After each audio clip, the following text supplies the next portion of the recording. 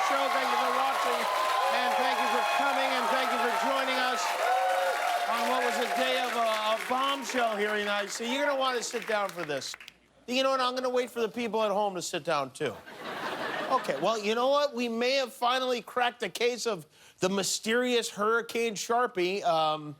For those who don't know this story, earlier this week, our president incorrectly said that Hurricane Dorian had the state of Alabama in its sights, which was not the case. Dorian was not headed toward Alabama. And when the media and the Alabama Weather Service pointed that out, our thin-skinned skipper was not pleased. He dug in and insisted he was right.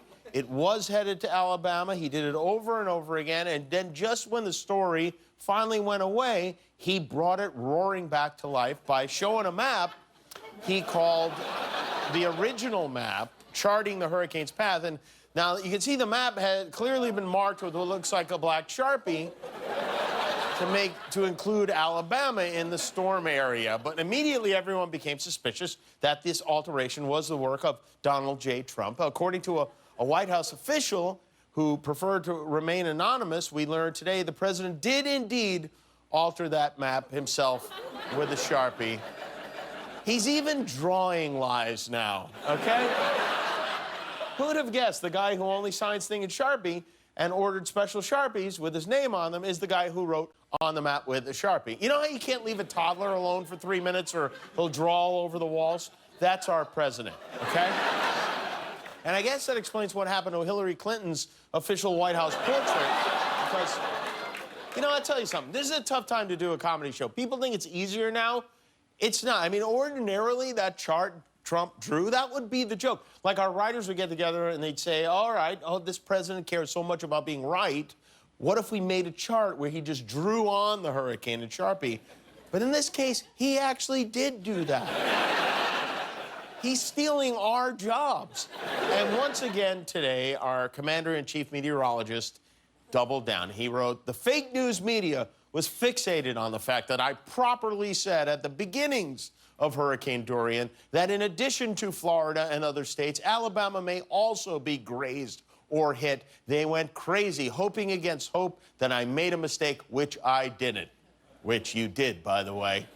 Check out maps. This nonsense has never happened to another president. 4 days of corrupt reporting, still without an apology.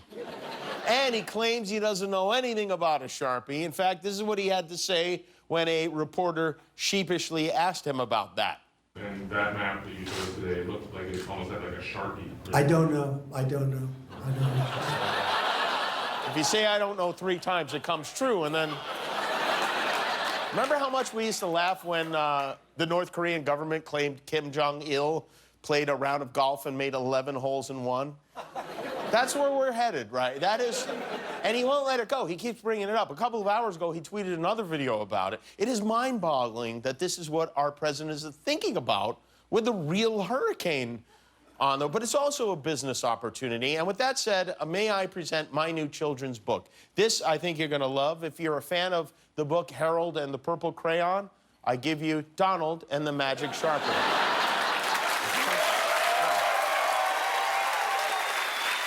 Should I read a little of it?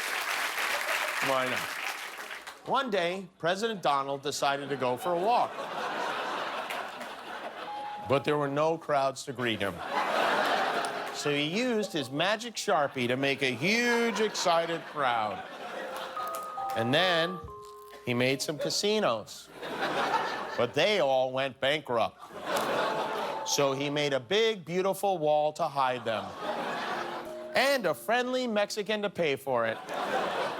Then he felt sleepy, so he made a great big bed with fried chicken and a porn star in it. He was happy. The magic Sharpie dropped to the floor, and President Donald drifted off to sleep. Isn't that nice? I